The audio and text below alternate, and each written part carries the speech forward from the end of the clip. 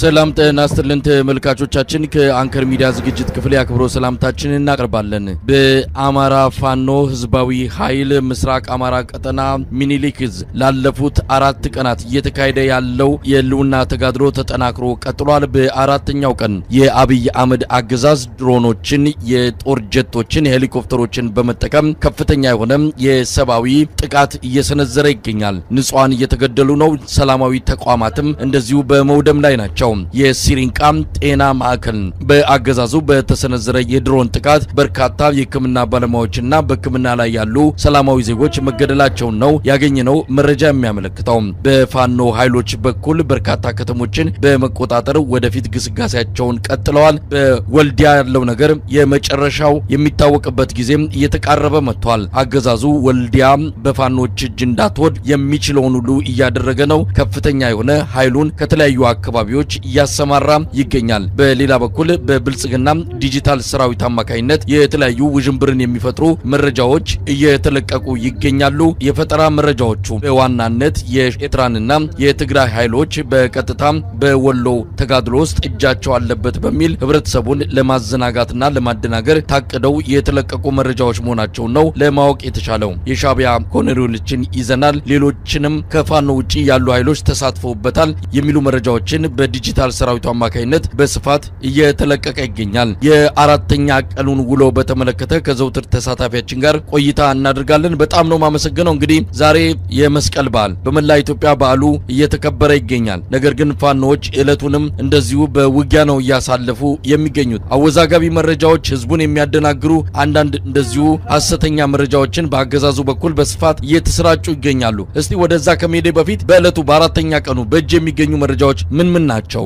መልካም መሳይ፣ እንግዲህ ዘመቻ አባናደው ዛሬ ለአራተኛ ቀን ተጠናክሮ እንደቀጠለ ነው እያየን ያለ ነው። እንግዲህ የአማራ ፋኖ ብሔራዊ ኃይል ምስራቅ አማራ ቀጠና ሚኒሊክ ዕዝ ምስራቅ አማራ ኮር 1 ኮር 2 ላስታሳምነው ኮርና ልጅ ኢያሱ ኮር እንዲሁም የንጉስ ሚካኤል አሪ ኮር እና በተጨማሪ ደግሞ የእዙ ልዩ ዘመቻ በጋራ 5 ኮሮችና አንድ የልዩ ዘመቻ በጋራ በመሆን ከትግራይ ድንበር እስከ ሸዋ ድንበር ድረስ እንዲሁም እስከ ደቡብ ጎንደር ድንበር ድረስ ተዘርግቶ የነበረው 801ኛ 802ኛና 803ኛ የአገዛዙ ኮር ላይ ነው ጥቃት ከፍተው የነበረው። በዚህ ጥቃት እንግዲህ የሰሜን ወሎ አብዛኛውን ማለት በሚቻል ደረጃ ማጽዳት ችለዋል። ከማጽዳታቸውም በተጨማሪ አሁን ጥቃቱ እየሰፋ ወደ ደቡብ ወሎ ከሄደ በኋላ በደቡብ ወሎ ደሴ አፍንጫቸው ስር ላይ 8 ቀበሌዎችን መቆጣጠር ችለዋል። በአጠቃላይ ወደ ምዕራብ ወሎ ማጥቃት መጀመራቸው ነው ከሰዓት በኋላ የደረሰን መረጃ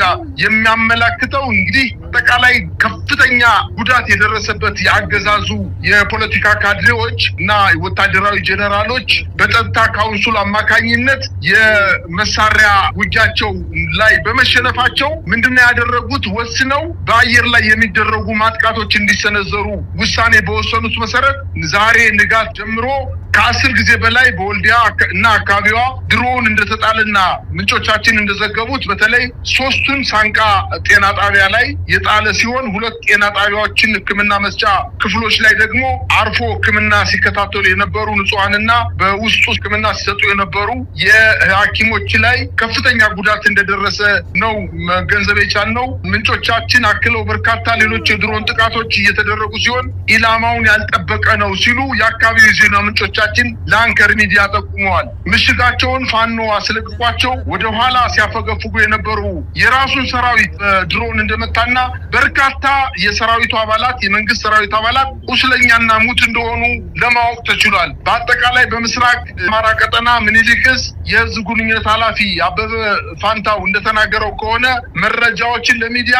ገልጸዋል። በዚህ በሰጡት የሚዲያ ዘገባ መሰረት ሰራዊቱ ስነልቦናው የተሰለበ ለስሙ ዩኒፎርም የለበሰ መሳሪያ ያነገተ በቁሙ የተማረከ የሚዋጋበትን ዓላማና አጀንዳ የሌለው ሰራዊት ነው በማለት በአንድ ውጊያ ከ100 ኪሎ ሜትር በላይ ሸሽቶ እንደገና ሌላ ምሽግ እየቆፈረ አሁንም ሲደርሱበት እየተመታ እንደሚገኝ ነው የጠቀሱት። ሰራዊቱ ከየአካባቢው በግድ ታፍሶ የመጣ በመሆኑና የመዋጋት ስነልቦና የሌለው ወደ ቤተሰቡ መሄድ የሚፈልግ ኃይል በመሆኑ አጋጣሚውን ተጠቅሞ እየተበተነ እንደሚገኝ ነው የጠቀሱት። ከሜካናይዝድ እስከ ነፍስ ወከፍ የጦር መሳሪያ ምርኮ የሆነ ሲሆን እስከ 20 የሚደርሱ የሰራዊቱና የካድሬ ተሽከርካሪዎች እና መኪኖች በቁጥጥራቸው ስር ማስገባታቸውን ጠቅሰዋል። በሰሜን ምዕራብ እዝ የነበሩ 61ኛ 65ኛና 12ኛ እና ሌሎችም ክፍለ ጦሮች ከውጊያ ካርታ መሰረዛቸውንና ሙሉ በሙሉ መበተናቸውን አያይዘው ጠቅሰዋል።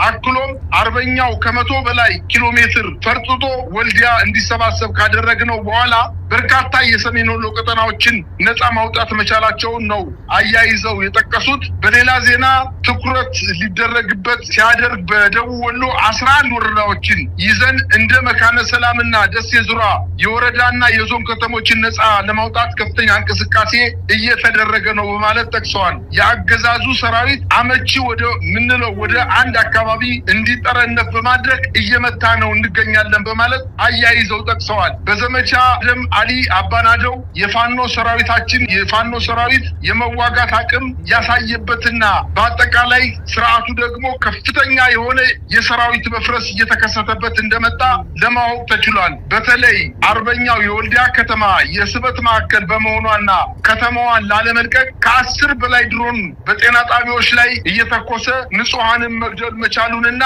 ይሄ ስርዓቱን መሸነፍ የሚያሳየው ያለ ኢላማ በጤና ጣቢያዎችና በመንግስት ተቋማት ላይ ከፍተኛ የሆነ የህዝብ እልቂት እንዲፈጸም ለማድረግ አሁንም ቆርጦት እንደተነሳ ማሳያዎች ይጠቁማሉ። በአጠቃላይ ግን በተለይ በደቡብ ወሎ ቀጠና በደሴ አቅራቢያ 8 የደሴ ከተማ አስተዳደሩ ቀበሌዎችን በፋኖ ቁጥጥር ስር ካደረጉ በኋላ ከደሴ ከተማ ወደ ምዕራብ አቅጣጫ በሚወስደው ወይንም ከጎጃም ጋር በሚያገናኘው ወይንም ከምዕራብ ቀጠና ተብሎ ከሚጠቀሱት ከተሞች ውስጥ መካነ ሰላም የምትባለውን ከተማ በቁጥጥራቸው ስር ማድረጋቸውና በተደረገው ውጊያም አንድ ኮሎኔል ሀብታሙ አሰፋ የተባለ ኮሎኔል በመካነ ሰላም ከተማ መማረኩንና የጎጃምና የወሎ ፋኖች በጋራ የመካነ ሰላም ድል ማግኘት መቻላቸውንና በዚሁ ምዕራባዊ የወሎ ቀጠና ጃማ፣ ደጎሎ፣ አጅባር፣ ለገሄዲ፣ መሃል ሳይንት ወይንም ዋና ከተማዋ ዴንሳ ከተማ ላይ በዙሪያውና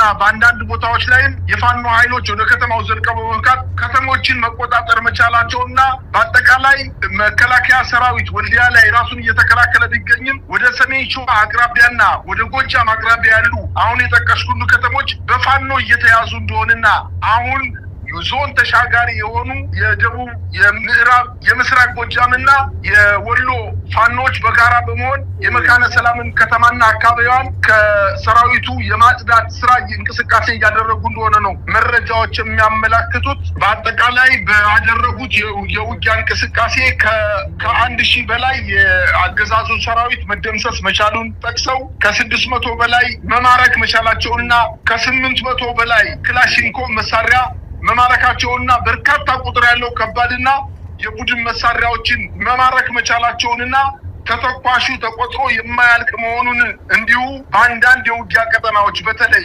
የ12ኛ ክፍለ ጦር ዋና አዛዥ የነበረው በከፍተኛ ደረጃ ቆስሎ ወደ ደሴ ከተማ ሄዶ ሕክምና እየተደረገለት እንደሆነና ምክትል አዛዡ ደግሞ በእጃቸው እንደሚገኝ ተማርኮ በእጃቸው እንደሚገኝ ከሰሜን ወሎ ሙሉና በደሴ ዙሪያ ባሉ ቀበሌዎች አካባቢ ሽንፈቱን ለውጭ ለመስጠት ውጫዊ ለማድረግ የፋኖ ኃይሎች ሌላ አጋዥ ከሌላቸው በስተቀር የአማራን ክልል ነፃ ማውጣት አይችሉም የሚለውን በዛ አካባቢ ለሚንቀሳቀሰው አድማ ብተና፣ ሚኒሻና መከላከያ ተስፋ እና ጉልበት እንዲሆነው ለማድረግ አሁን የመንግስት የዲጂታል ሚዲያዎች ዘመቻ ጀምረዋል። እንግዲህ 2 የሻዕቢያ ኮሎኔሎች በወልዲያ አካባቢ በተደረገው ውጊያ ተማርከዋል። 27 የሻዕቢያ ወታደሮች እንዲሁም 55 የትህነግ ታጣቂዎች ተማርከዋል በማለት ውጊያው የትግራይ ኃይሎችና የሻዕቢያ ወታደሮችና ኮሎኔሎች በውጊያው እንደተሳተፉ ለማስመሰል ከፍተኛ ጥረት እያደረገ እንደሚገኝና ይሄ ግን በፍጹም ሐሰት እንደሆነና ህዝቡ ራሱ ከፋኖ ኃይሎች ጋር ሆኖ ስርዓቱን እየወጋው እንደሆነና